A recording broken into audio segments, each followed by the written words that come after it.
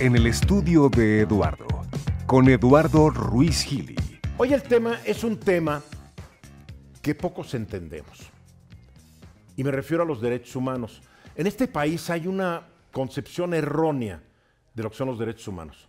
Porque cuando se defiende a un criminal y se defienden sus derechos humanos, todavía ahí salen políticos importantes e influyentes que dicen que los criminales no tienen derechos, que los derechos son para los humanos. O sea, políticos bastante estúpidos y cursis, porque cualquier ser humano es humano, hasta el más despreciable, el más ruin, el más criminal, es humano. Y no hay que olvidar eso, porque el día que olvidamos eso, somos igual que ellos. Y estos políticos lo único que quieren es ganar votos, enfermándonos más a veces de lo que estamos. Derechos humanos. Y para platicar del tema me acompaña una mujer que lleva años dedicada al tema de los derechos humanos, al tema de los derechos de género, los derechos de los niños, una amplísima trayectoria, y hoy es la comisionada, bueno, la presidenta de la Comisión de Derechos Humanos.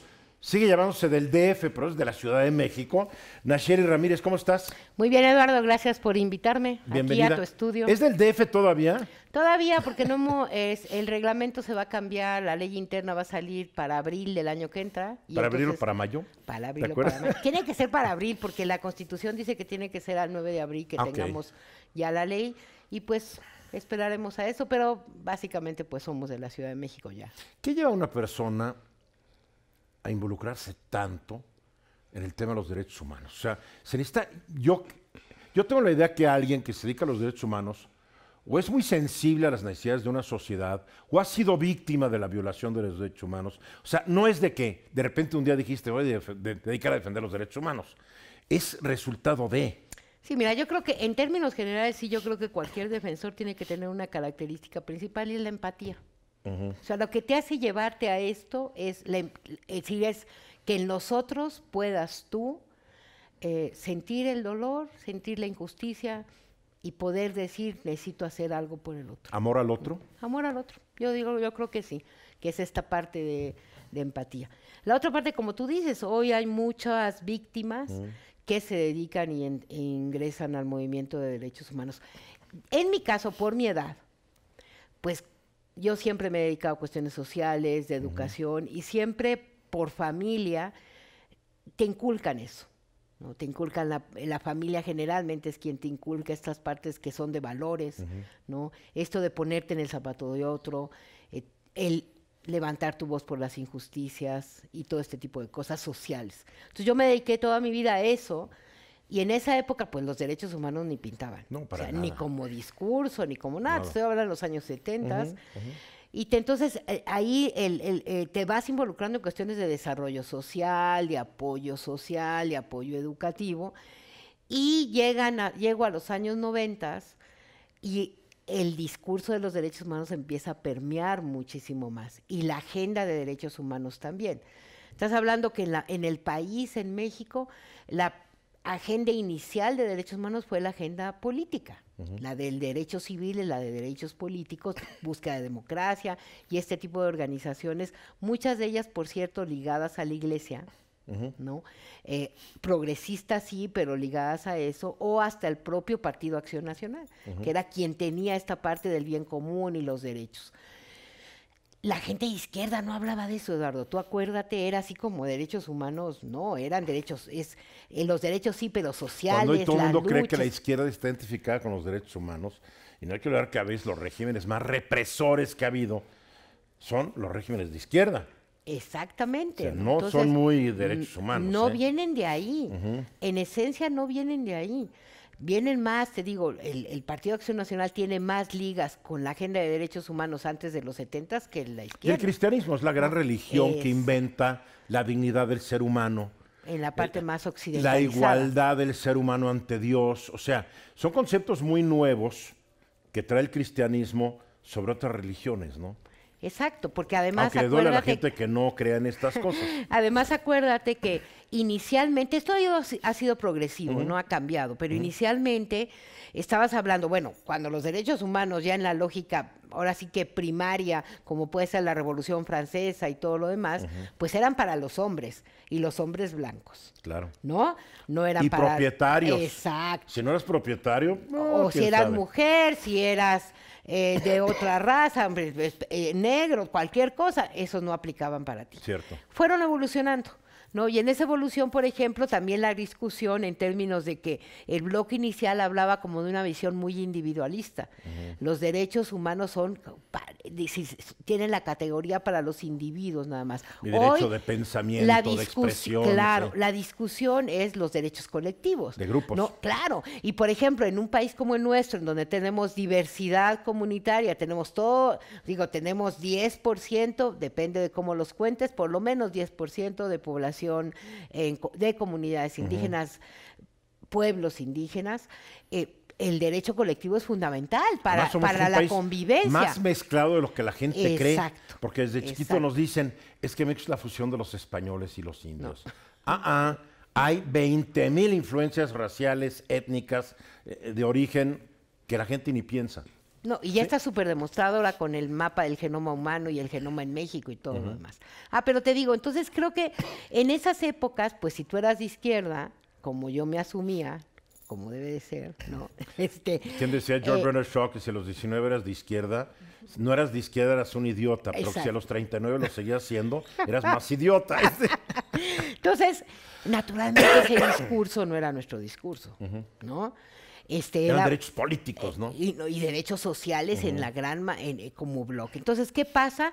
Pues llegan los 90s y yo creo que no nada más irrumpen en mi vida, sino en la vida social. Acuérdate que estamos hablando 90s, la crisis de los grandes paradigmas, la caída del muro, y la bronca con... Claro, y el mundo cambia además, como en cualquier ciclo. Nos perdimos porque vivimos ahí, pero si cuando nos lean van a decir la transformación del siglo XX al XXI, ¿qué implicó? Nosotros leemos las otras y siempre ha habido cambios, si te acuerdas. Sí, ¿no? La historia humana es de constante cambio. De ciclos. A partir de los griegos, podemos decir. Exactamente. Los egipcios ahí se la llevaron 3,000 años quietos, ¿no? Pero con los griegos empieza el ser humano a cambiar rápido. Exacto. Y entonces empiezas, los paradigmas se caen, ¿no? Las grandes utopías de un lado o del otro se derrumban y lo que prevalece es el discurso de los derechos humanos. 50 años después, ¿verdad? es una constante que ha ido además progresivamente creciendo. Yo hoy sí creo que no puedes hablar de agendas sociales, de igualdad, justicia, si no hablas en la lógica de los derechos humanos. Sigue siendo, cada vez es más, en términos de planteamiento filosófico y utópico, ¿no?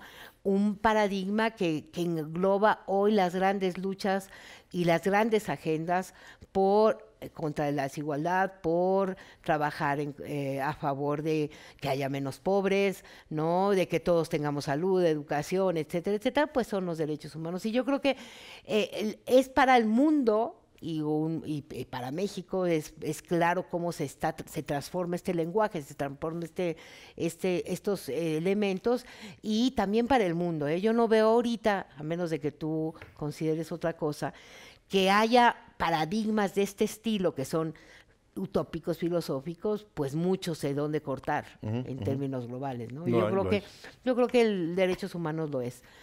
Y, pues bueno, paralelamente viene, digamos, los cambios normativos, ¿no? Tenemos una constitución desde el 2011 que se vuelve garantista de derechos humanos, ¿no? Y que los hace obligatorios, claro, y que no lo era, ¿no? Bueno, ahora el derecho humano, tenemos derechos humanos que dices, ahí están plasmados, pero qué difícil es hacer que se cumplan, ¿no? El derecho a una educación de calidad, el derecho a la salud, de calidad, además. De calidad, porque tener derecho a la salud y estar pariendo una mujer en una calle de Oaxaca, pues digo, no es mucho el derecho a la salud, ¿no? No estamos entrando en México tal vez a una utopía de los derechos humanos, cuando consagramos tantos derechos que sabemos que no podemos garantizar. Mira, yo siempre... ¿O es lo ideal lo que se busca? Yo pongo el ejemplo de nuestra Constitución, ya ahora tan cambiada. Sí, ya no sabemos cuál. No, ya no sabemos cuál, pero bueno. Nuestra Constitución fue ícono en términos de reconocimiento de derechos sociales. Estás hablando de un México en 1914, 16, en el 17. El artículo 123 era súper revolucionario. Bueno, el 123 y el tercero. Y el tercero de la educación. Imagínate que los analfabetas eran más de 7 de cada 10. Y ahí se planteó la universalidad y el derecho a la educación. Gratuita. Gratuita. Y Si en laica. ese momento hubiéramos planteado exactamente y bueno, ¿y dónde está el presupuesto? ¿Y lo vamos a lograr o no lograr? Y esto está muy difícil. Pues no. O sea, hay que, ¿no? Entonces sí creo... hay que tener el ideal. Exacto. Que tienes razón y es muy difícil. Y además a la agenda se vienen agregando más lógicas en este sentido. Por ejemplo, en esta ciudad tenemos la constitución más garantista del país, incluyendo la nueva nueva sí. constitución. En términos, es de hecho una carta de derechos. Y entonces avanza, por ejemplo, a derechos como el derecho al cuidado. ¿Cómo se come esto, man? Fíjate, no es nada más el derecho al cuidado que tienen los niños. Hoy por hoy, con nuestra pirámide y a dónde vamos, a las personas a la que vamos a mayores. tener derecho todos los que vamos para allá. Exactamente. Claro. Entonces, cuando tú te lo planteas en la discusión, dices, ay, ¿qué es eso, mano? ¿Con qué? Pues es eso. Y es plantear que el Estado, porque eso es lo que está planteado, que el Estado tiene obligaciones, Claro. ¿no? De garantizar eso, y nosotros, como ciudadanos, tenemos el derecho de ser los exigibles. Tú decías que creciste en una casa donde se hablaba mucho de esto. ¿Cómo era tu casa cuando eras chica? Tiene que haber habido un ambiente familiar que te llevó a eso, ¿no? Claro. Como a mí me llevó a lo mío. O sea, somos producto de nuestra casa y obviamente de nuestra escuela, del ambiente. Así es. Fíjate que yo vengo de... Mis papás, los dos, son normalistas de inicio. Mi papá, bueno, cesado del movimiento de Otón, Salazar en los 50, o sea, para que... O sea, ¿sabemos? lo corrieron del sindicato. Mi mamá era hija de un oaxaqueño, Historia Benito Juárez, mi abuelo paterno. Un liberal. Que vivía en una comunidad allá por el Istmo de Tehuantepec. Mira. Y que logró hacer primero ser maestro y luego estudiar Derecho y venirse a la Ciudad de México. ¿Cómo hay historias de esas en el siglo XIX y principios del XX? Bueno, ¿no? y estás hablando todavía del inicio de la Sí, movilidad. lo veo con mi abuelo, mi bisabuelo. El valor fundamental era la educación. La educación. Y generalmente los míos venían de Chiapas, abogados. ¿No? Era la manera de salir de la Claro. pobreza. Y mi abuela era más clase media, media baja, y era maestra. Entonces ellos se casan. Del lado de mi papá fue huérfano desde los 5 años y era hijo de una costurera. ¿También en Oaxaca? No, su papá sí, su mamá no, su mamá era michoacana. Ah, mira. Pero bueno, mi papá es el primero en su familia que estudia una licenciatura, porque él estudió primero la preparatoria y después primero fue maestro normalista y se conocieron mi mamá y mi papá en la normal y después ya estudió economía, ¿no? O sea, que había una vocación de servicio. Había una vocación de servicio de siempre. Porque los maestros de entonces, como estoy seguro, muchísimos de hoy, tienen una gran vocación de servicio. ¿No? Entonces, fíjate que mis abuelos maternos eran libres pensadores, se decía en esa Así época, eran. ¿no? Eran ateos. Exacto. Mi abuelo y mis bisabuelos así eran. También. No, y mi papá, pues bueno, te digo que participó en el movimiento magisterial de los 50 con Otón, o sea, de izquierda a izquierda. El presidente López Obrador usa mucho el término libres pensadores, que es un término decimonónico. Pero totalmente, totalmente. Entonces, naturalmente, bueno, en esa familia yo primero nací en Vallejo, después viví una parte de la primera infancia en La Morelos, Fuerte, en Ánfora, ahí cerca de Lecumberri. Y luego toda mi infancia, hasta antes de primero, secundaria, segundo, en la Exipódromo Peralvillo. A una cuadra de la Ronda, para que no vean que me crié en barrios bravos. Barrios bravos. Soy producto, como mis hermanos, los 3 mayores, ¿no? Los 3 que nos llevamos poco tiempo. El chiquito estaba la crisis de educación y yo creo que una crisis de educación en este país, ¿no? Pero nosotros 3, de la educación pública de este país.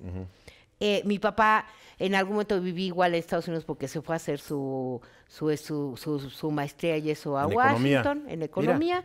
Y luego... ¿Y los llevó o no? No, nos llevó, éramos 3. O sea, que viviste en Washington. Sí, 2 años, ahí hice tercero de jardín y primero de primaria. ¿Recuerdas esa época? La recuerdo muy bien, porque ya tenía yo 5 o 6 años, la recuerdo súper bien. Washington es una ciudad imperial. Y es divina. Es imperial, ¿no? Vivíamos en Arlington. Fíjate. ¿no? Virginia. Virginia, donde está el famoso Sí. cementerio, y En estuvo la- la casa del general Lin, claro. Exactamente. ¿No? Y bueno, pues vimos nieve desde Claro. muy chiquitos, ¿no?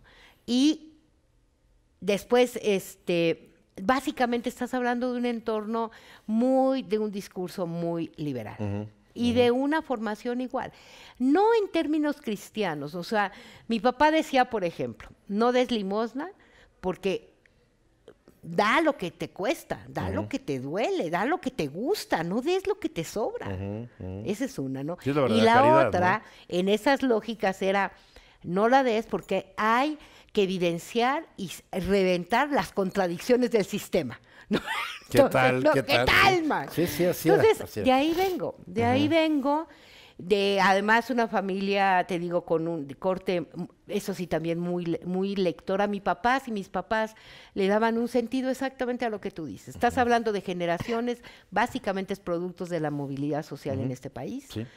Y que le daban un sentido muy fuerte, uno, a la reciprocidad. Es decir, a pensar que es un azar donde nacimos, ¿no? Y que si te toca más y tienes privilegios, tienes que tener un sentido de devolución y agradecimiento.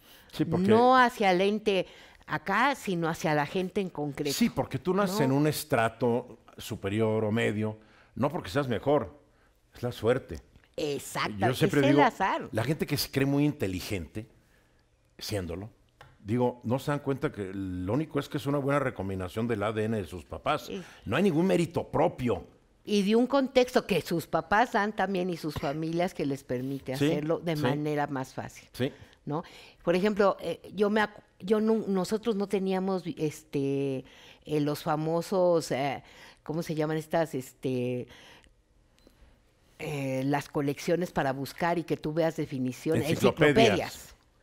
No teníamos enciclopedias, porque mi papá decía, a ver, hazte cuenta, ya sabes, te mandaban a investigar lo que fuera y te sacaba 5 libros, ¿no? Así era. Y entonces aprendías a leerle, ¿no? Claro. Y a buscarle. Entonces de ahí vengo de eso, vengo creciendo en colonias urbano-populares, pero naturalmente siendo una privilegiada. Tenía 2 papás que eran profesionistas, tenía acceso a libros, a la cultura, desde muy pequeña, junto con mis hermanos, y eso pues te va marcando y te forma de otra manera, ¿no? Creciste y te fuiste a la UNAM. Me fui a la UNAM, primero estudié medicina. Y alguien me dice, ¿por qué estudiaste medicina? Pues porque es la única que me quedó al final, después de decir no quiero esto y no quiero el otro, no quiero el otro.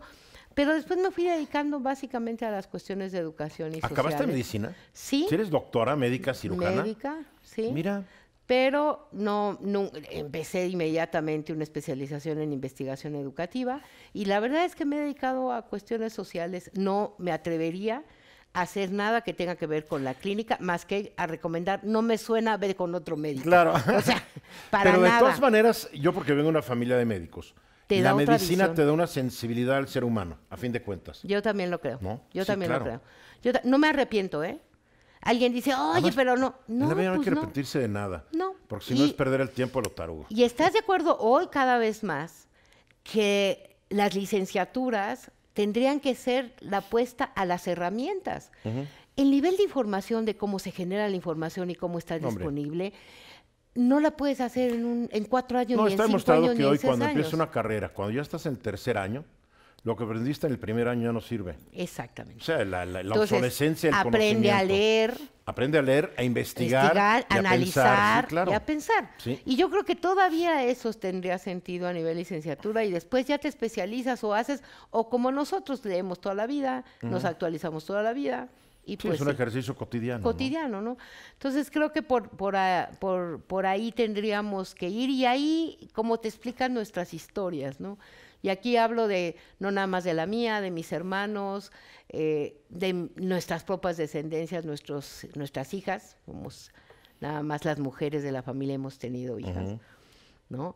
Y eso se va heredando, se va mamando, como dice. ¿Tus hijas están en Isaac. lo mismo? Mi hija, no, fíjate que mi hija, tengo una sola hija, se llama Amaranta. Qué padre nombre, Amaranta. Pues, Ajá. ¿no? Tiene 23 años cumplidos en julio y ya se recibió, y se recibió por promedio de Ciencias Genómicas de la UNAM. Wow, qué cerebro. Es una cosa, y bueno, ya que me das el espacio, y estamos aquí Sí. en tu presumir que exactamente la semana pasada le publicaron su primer artículo en revista indexada como primera autora en Wow. una cosa de genética y uso de la discusión Explícale al bioética. público lo que es una revista indexada, para que sepa lo difícil que es publicarse en una revista Claro, así. las revistas indexadas son las que tienen la valoración mundial de que lo que se escribe ahí pasa por comités muy rígidos Eso. en términos de valoración de si es pertinente o no que se inscriban ahí. Entonces, sí es muy importante y además ser la primera autora a esa edad. Qué no es bárbaro. por ¿De nada. qué fue su artículo?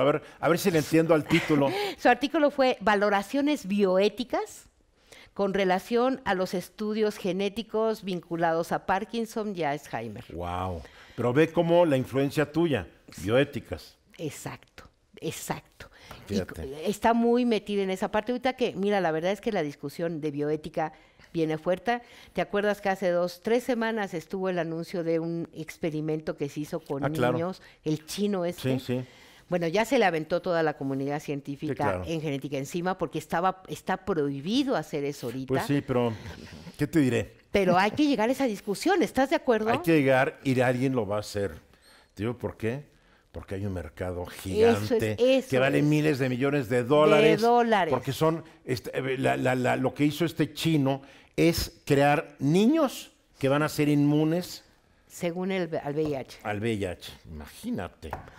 Terrible. Es terrible, pero es el mundo que nos está tocando. Sí, y hay que enfrentarlo, y hay Claro. que verlo de frente. Es ahorita, por ejemplo, en derechos humanos, las discusiones están sobre derechos humanos y empresas, que es algo que no se había, digamos, tocado. Claro, porque muchas Derechos empresas violan los derechos claro. humanos desde el día que contratan a la persona. A ver, ¿qué es ser el presidente de una comisión de derechos humanos? Porque oímos que la Comisión Nacional de Derechos Humanos, la de la Ciudad de México, la de los estados, y generalmente, y lo tengo que decir, muchos periodistas y colegas les encanta pegarles a ustedes, que porque defendieron ustedes al secuestrador, y tengo que decirlo, dentro de mi gremio hay una ignorancia supina en lo que son los derechos humanos. Porque agarraron al asesino de un periodista, hay que lincharlo. Bueno, perdón. ¿Qué es ser presidente de la Comisión de Derechos Humanos? ¿Qué es una Comisión de Derechos Humanos? Las comisiones surgen de un concepto que es la Defensoría del Pueblo. Y es básicamente el planteamiento de que tú tienes a alguien que te va a proteger y te va a hacer exigibles y justiciables tus derechos ante el Estado. Eso es muy importante. Cuando hablamos del Estado, estamos hablando de todas las autoridades establecidas, sea la que sea. Sí.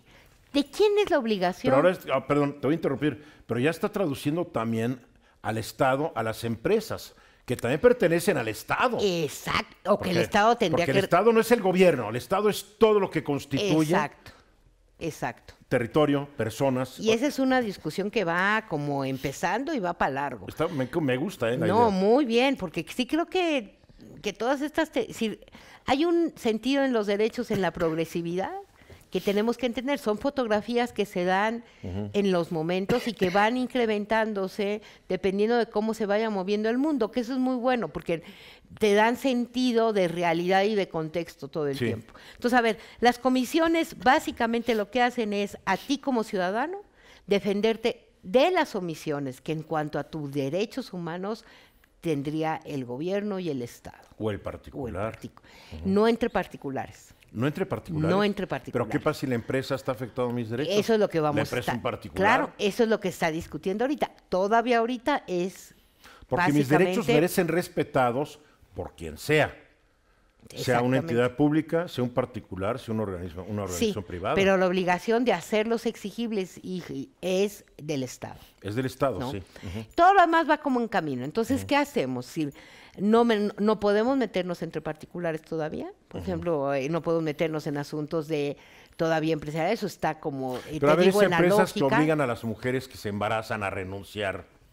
Esas se tienen que ir a CONAPRED, por ejemplo, o a COPRED, ¿no? Y ¿No es demasiada organización para defender los derechos humanos? Copred, Senapred, porque somos No, un yo país, creo que somos un no. país que nos encanta organizar y no, inventar. yo creo que están muchos nada más básicamente por los Porque ámbitos. los derechos de un Por discapacitado, a los fin de ámbitos. cuentas, son sus derechos humanos. Sí, entonces, pero a ver, ahí te lo voy a poner al revés. Tú llegas y tienes un problema de accesibilidad en un establecimiento privado. De eso tú vas y denuncias que hay que no están cumpliendo. Qué persona más malagradecida, todo que lo dejamos entrar. Entonces el gobierno tiene que responderte a ti. Si el gobierno no te responde, entonces ya vienes conmigo. El gobierno tiene que hablar con esa particular y decirle, arregla tus instalaciones. Si el gobierno no lo hace, entonces entro yo. Bien. Y le digo, a ver, gobierno, tu obligación es que eso se cumpla. ¿Por qué no lo estás haciendo? Sí, es terciado. Ya me queda claro. Es terciado. Oye, ¿no te haces de enemigos un día sí y otro también? Sí, algunos, sí. Pero no importa, también se hace uno de muchos amigos. ¿No?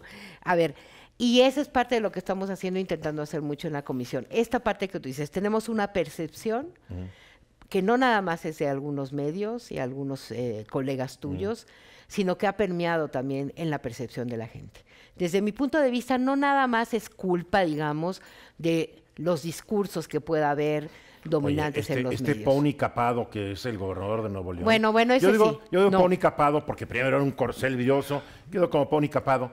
Decir que le corten las manos a los ladrones. Eso es peor. Hombre. Porque tú eres el Estado. Tú no puedes decir eso. No puedes generar odio. ¿No se puede sancionar a alguien como él? Claro que se puede. ¿Y por qué no se la ha sancionado, caray? Ya debería la nacional, no me toca a mí. Hay que hablar con la nacional. ¿No? Bien. Entonces, ¿cómo logramos hacerlo? Pues que la gente sepa que estás ahí para apoyar, ¿qué? Su derecho al agua, su derecho a que no pase 5 horas atorado en el periférico, ya sea en autobús o sin autobús, porque su derecho a la movilidad, al movimiento, claro. Exacto, ¿no? Básicamente para eso están las comisiones. Y yo creo que vamos a ir atacando esta percepción, o sea, volteándola en la medida que nos acercamos más a la gente, y esa es nuestra intención. ¿Qué es lo que impide que tengan más cercanía? Una lectura primero, digamos, a ver, lo que más en bloque tenemos, digamos, en la otra lógica son los derechos económicos, sociales y culturales. Y como vienen como atrás, son derechos que supuestamente no se judicializan, para que me entiendan, no llegan digamos, a términos de como los otros derechos, ¿no? Entonces, estamos luchando porque socialmente esto tenga otras miradas y tenga otras visiones. Y por eso no lo ven así. Y porque además, si tienes una oficina y no te acercas y no estás en el territorio y no estás con la gente, pues también la gente no va a entenderlo nada más porque se nos ocurra a nosotros. Ni siquiera con una buena campaña de difusión, que se requiere sí, pero que hoy lo que penetrar implica, al público es cada vez más difícil, porque las redes sociales, la gente está dejando de ver tele, escuchar radio, ahora todo es internet, sí, está complicado. Claro, y lo otro es, si tú llegas y estás ahí más cerca de la gente, pues estás logrando una percepción diferente. Te voy a poner un ejemplo de lo que... El éxodo migrante es un ejemplo. ¿No? Entonces tienes una comisión que no está ahí nada más levantando quejas, que naturalmente lo tenemos que hacer, sino que está ahí resolviendo, haciendo una cosa que ahora se está usando mucho y que mucha gente no entiende, que se llama justicia restaurativa. ¿Qué es eso? La justicia restaurativa es básicamente, no me voy a esperar a que tú tengas un proceso, sino que te voy a restaurar tus derechos, pero de manera inmediata. A ver, dame el caso de los migrantes.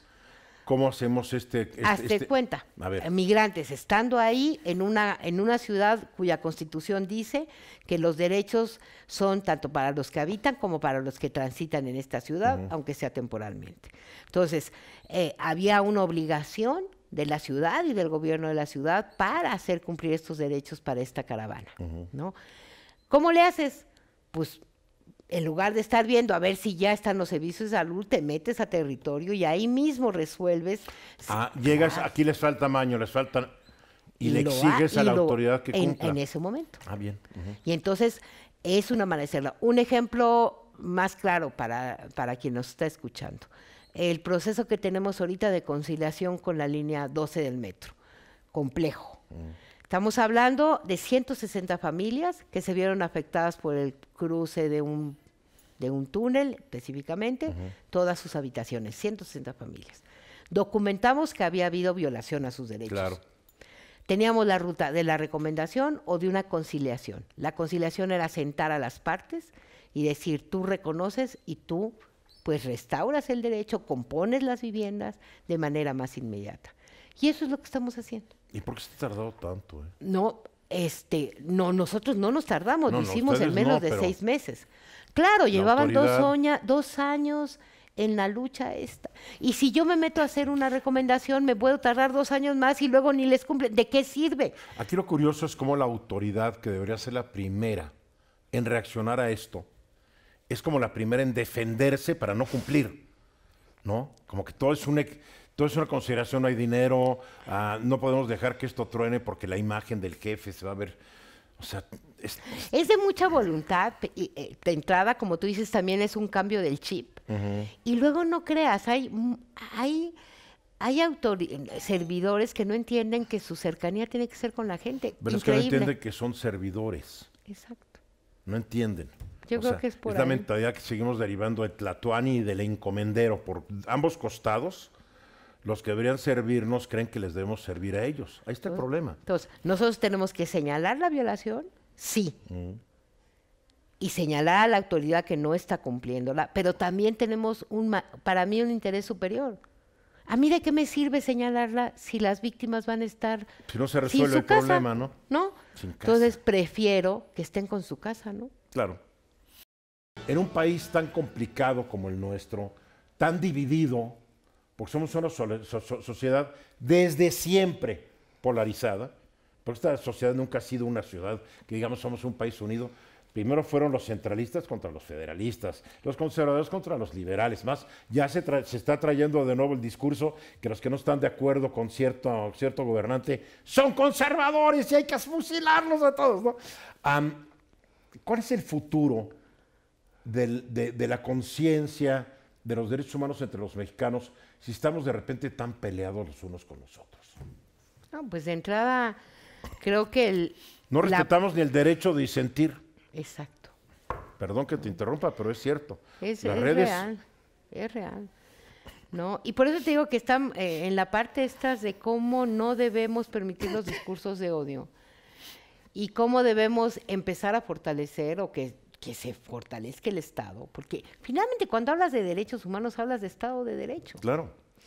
Y en esa lógica, ¿cuál es el gran problema? La impunidad y la corrupción, Lo es. ¿no? Porque entonces todos estos discursos que van en contra tienen que ver con esa parte igual, no nada más con una percepción cultural, ¿no? A ver, yo creo, y pues de ahí vengo, yo no creo que te puedas dedicar a esto si no tienes una dosis de esperanza y optimismo. Porque, pues si no, pues mejor no te dediques a esto y mejor hay que... O sea, dedicarse tú a otra estás cosa. convencida que el cambio se puede lograr. Yo estoy convencida que los seres humanos, en esencia, podemos cambiar. O sea, en esencia somos buenos. En esencia, somos buenos. Claro que hay, digo, tienes desviaciones, ¿no? O sea, hay buenos, esencia buenos, hay malos, y somos grises, somos matices, Sí. y tomamos decisiones Todos en la estamos curva. en esa parte central Tomamos donde decisiones en ni la somos curva. tan malos ni tan buenos. A ver. Somos medio buenos, no somos tan malos. Todos más o menos procuramos el bienestar de nuestras Quitando los familias, de nuestros hijos. exacto. Quitando los extremos, Ni los santos ni los demonios. somos ¿no? grises. Ajá. Y entonces la apuesta es cómo tus decisiones cada vez prevalece más tu parte buena que tu parte fregada, que todos tenemos. Claro. Y sí creo en eso. Y creo ¿Lo has que visto? sí lo he visto. No, yo creo que cuando tú logras sensibilizar, cuando tú logras tomar una agenda, y mira, cuando digo a los otros, ni siquiera creas que a los otros más lejanos, a los otros que están más cercanos a ti, ¿no? Y te pones en esa lógica, estás apostando a la mejor parte de ti, ¿no? Y que tendríamos que estar apoyando eso y que lo podríamos hacer. Mira, yo trabajé muchos años en la plena, sobre todo en la plena etapa de violencia fuerte en Ciudad Juárez. 2007 Terrible. al 2010, más o menos, iba yo al menos 2 veces al mes a trabajar con niños y adolescentes en la zona poniente de Ciudad Juárez. Y tú decías, a ver, tú veías y decías, ¿qué implica para que un chavo de 14 años llegue a ejercer la violencia hacia otros y hacia él de las dimensiones que tienen, ¿no? Que ella ¿En fue víctima, ¿no? Claro, ¿en qué fallamos, man? Y luego te pones a decir, bueno, ¿cómo curamos? Y dices, hijo, man, sí se puede. La opción es una opción, imagínate, es una ciudad que deja a los niños solos por un sistema económico que no tiene nada de visión social. Ah, no, pues son Que las maquiladoras no, terribles, una terribles, explotación humana ¿no? terrible. ¿Dónde estaban? Ahora sí que los adultos educadores en Y ausencia. un sistema educativo que los niños ¿no? a las 12 del día ya los Están dejan sueltos. fuera. No, yo todavía, de verdad que con estas lógicas digo yo aquí, pues si vives en esa, trabajas aquí, son mínimo 5 horas para trasladarte. De tu vida tiradas a la ¿no? basura en la micro. Dejas ¿sí? y llegas a tu casa, los medio dejas desayunados, cuando regresas ya pasó. Empiezas a qué, pues a violentar, porque no hicieron no sé qué, y todavía le dices que les leen un cuento.